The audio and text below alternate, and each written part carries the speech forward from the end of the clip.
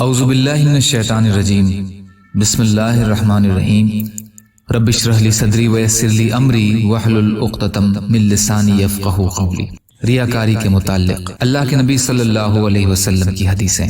حضرت عمر بن خطاب رضی اللہ عنہ روایت کرتے ہیں کہ وہ ایک دن مسجد نبوی تشریف لے گئے تو دیکھا حضرت معاذ رضی اللہ عنہ رسول اللہ صلی اللہ علیہ وسلم کی قبر مبارک کے پاس بیٹھے رو رہے ہیں۔ عمر رضی اللہ عنہ نے پوچھا آپ کیوں رو رہے ہیں؟ انہوں نے کہا مجھے ایک بات کی وجہ سے رونا آ رہا ہے جو میں نے رسول اللہ صلی اللہ علیہ وسلم سے سنی تھی۔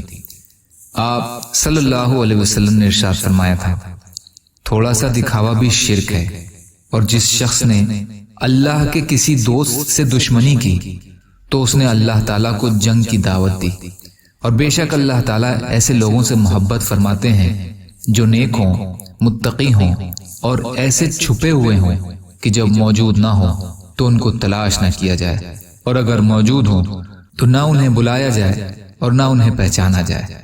ان کے دل ہدایت کے روشن چراغ ہیں، وہ فتنوں کی کالی آندھیوں سے دل کی روشنی کی وجہ سے اپنے دین کو بچاتے ہوئے نکل جاتے ہیں۔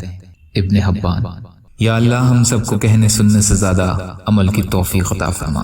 یا اللہ ہم سب کو ریاکاری سے بچنے والا بنا۔ یا اللہ شہرت سے بچائیے۔ یا اللہ اپنے راستے میں قبول فرما لیجئے۔ یا اللہ جو دنیا سے چلے گئے ان کی مغفرت فرمائیے۔